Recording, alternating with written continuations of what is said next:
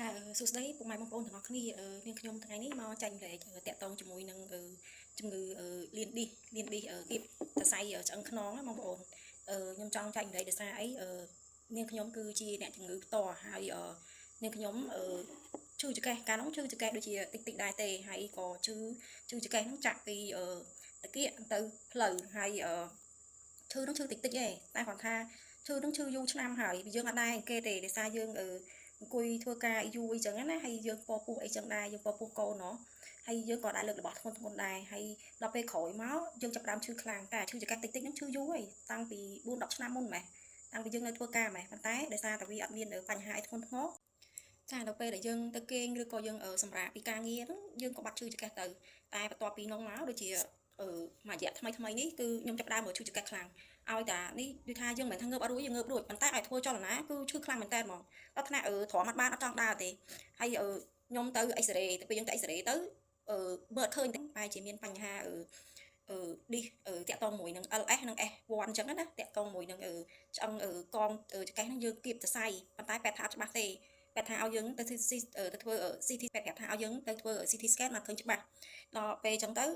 ៅពេទ្យក៏ឲ្យថ្នាំខ្ញុំញ៉ាំសិនអញ្ចឹងណាហើយខ្ញុំញ៉ាំរយៈពេល5ថ្ងៃចាបងប្អូននៅពេលដែលពេទ្យគាត់ប្រាប់ឲ្យខ្ញុំទៅធ្វើ CT scan ហ្នឹងនៅពេលដែលលទ្ធផលចេញមកគឺខ្ញុំមានបញ្ហាដូចពេទ្យ X-ray នឹង X-ray គាត់និយាយអញ្ចឹងគាត់ថាយើងមានបញ្ហាតាក់ទងជាមួយនឹងគៀបសរសៃនិងលៀនឌីសផ្នែកឆ្អឹងកងតាគៀកហើយនឹងខ្នងហ្នឹងតាក់ទងជាមួយនឹង LS S1 អញ្ចឹងណាហើយគាត់មើលពីហ្នឹងទៅគាត់ថាយើងដល់ដំណាក់កាលត្រូវវះហើយអញ្ចឹងបើយើងអត់វះទេខ្ញុំនៅតែឈឺអញ្ចឹងឈឺយើងដើរអត់បានអីចឹងណាយើងធ្វើអត់កើតទេហើយយើងរស់នៅដូចមនុស្សធម្មតាក៏អត់បានដែរគឺមិនដឹងថាតើយើងអាចទ្រាំបាននឹងការឈឺនឹងអត់ប៉ុន្តែដោយសារខ្ញុំខ្លាចបំផុតគឺរឿងវះហ្នឹងហើយខ្ញុំក៏ជំនះបើកFacebook មើលចុះមើលឡើងអញ្ចឹងទៅក៏ឃើញគេលក់ប្រេងលាបសម្រាប់អ្នកគាត់លានឌីសពុកឆ្អឹងអីចឹងករណីលានឌីសអីចឹងណាបងប្អូនចាដំបូងឡើងខ្ញុំក៏រៀងតាមเพจនឹងយូរដែរអញ្ចឹងខ្ញុំសម្រាប់ចិត្តទិញហើយខ្ញុំមើលទៅខ្ញុំឃើញថាเพจហ្នឹងគាត់មិនមែនជាเพจបោកអីទេព្រោះអីអ្នកលក់ហ្នឹងគាត់ចេញមុខចេញមាត់អីទៅអញ្ចឹងហើយខ្ញុំមើលទៅเพจរបស់គាត់ល្អដែរគាត់ថតពីអ្នកជំងឺដែលគាត់ឈឺហើយនឹងជាមកបានច្រើនអីចឹងណាហើយក៏ខ្ញុំអត់ទាន់ហាត់ទិញទេតែដោយសារតែខ្ញុំមើលក្នុងវីដេអូហ្នឹងឃើញអ្នកខមមិនសួរថាចេះបងតម្លៃប៉ុន្មានដែរអីចឹងណាហើយខ្ញុំក៏จะឆាតសួរអ្នកដែលគាត់ខមមិនសួរហ្នឹងអ្នកខ្លះគាត់ទិញផលិតផលគាត់អ្នកខ្លះក៏អត់ទិញប៉ុន្តែខ្ញុំប៉ះខ្ញុំឆាតសួរប្រហែល4-5អ្នកដែរក៏ប៉ះម្នាក់ហ្នឹងគាត់បានទិញប្រេងហ៊ីការីដែរប្រេងលាបព្យាបាលលានឌីសហ្នឹងណាអញ្ចឹងទៅខ្ញុំឆាតសួរគាត់ហើយគាត់ទិញហ្នឹងមួយឈុតវាតម្លៃវា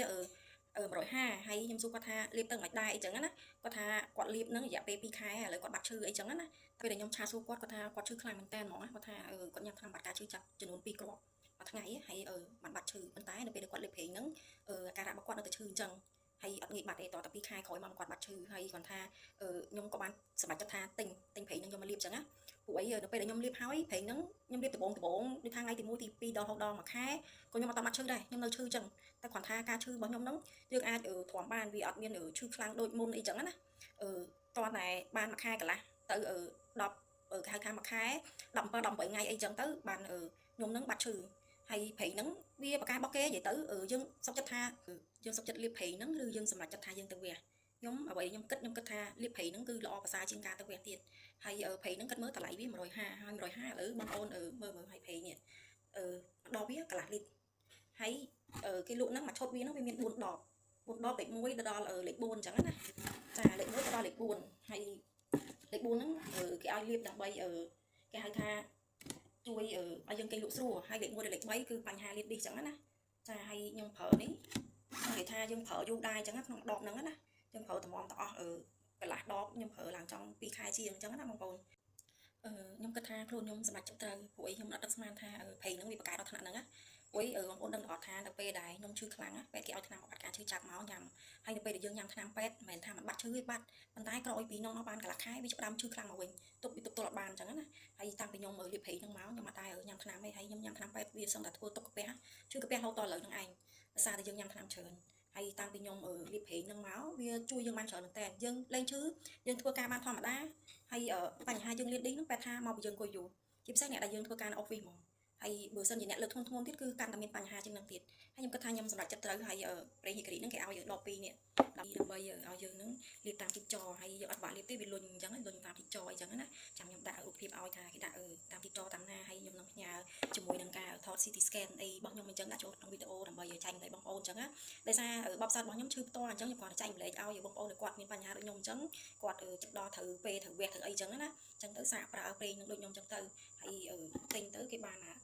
ប្រេងនេះវាចំនួន4ដបហើយខ្ញុំមានបានអីពីអ្នកលក់ហ្នឹងទេតែគាត់ថាខ្ញុំចែកម្លែកដោយសារខ្ញុំមើលវីដេអូទៅខ្ញុំអស់ទៅឃើញអ្នកមានបញ្ហាគីបស័យលេងនេះច្រើនមែនតើជាពិសេសអ្នកដែលគាត់អង្គុយយូរអង្គុយធ្វើការអីចឹងដូចខ្ញុំអញ្ចឹងកាលពីមុនខ្ញុំក៏អង្គុយធ្វើការយូរដែរខ្ញុំអត់ងាយងើបទេពេលថាអង្គុយតែកន្លះម៉ោងយើងត្រូវងើបដើរតែត្រឹម1នាទី2នាទីអីចឹងណាហើយកុំឲ្យយើងអង្គុយយូរវាធ្វើឲ្យយើងគីបស័យលេងនេះអីចឹងហើយខ្ញុំមិននឹកស្មានដែរថានៅអ្នកដែលគាត់ផលិតប្រេងនេះណាម្ចាស់เพจ Hikari ហ្នឹងណាខ្ញុំមិននឹកស្មានថាប្រេងរបស់គាត់បកកែដល់ថ្នាក់ហ្នឹងឯងចង់យកប្រេងហ្នឹងជួយបានច្រើនមែនតើដល់ដំណាក់កាលខ្ញុំត្រូវវាប៉ុន្តែដល់ពេលខ្ញុំលាបប្រេងហ្នឹងទៅខ្ញុំធ្វើការបានធម្មតាអត់មានបញ្ហាត្រូវវាហើយដឹងហើយបងប្អូនខ្ញុំគិតថាទាំងខ្ញុំទាំងគេខ្ញុំគិតថាបងប្អូនគាត់តែជ្រើសយកប្រេងឯងគ្មានណាគេជ្រើសយកវះកាត់ទេហើយខ្ញុំក៏ទៅសារដែរគាត់ទៅរៀនពីណាពីណីមកហើយគាត់ផលិតប្រេងហ្នឹងបាននិយាយទៅប្រេងហ្នឹងគាត់ផលិតបានល្អមែនតើហើយប្រេងតម្លៃ150ហ្នឹងគាត់ថាវាមានរុក្ខជាតិទាំងអស់20មុខហើយ$60ហ្នឹងមានតាដូចជា5 6មុខចឹងហើយបងប្អូនហើយខ្ញុំក៏សម្រេចចិត្តទិញ150ហ្នឹងតែម្ដងទៅអរគុណបងប្អូន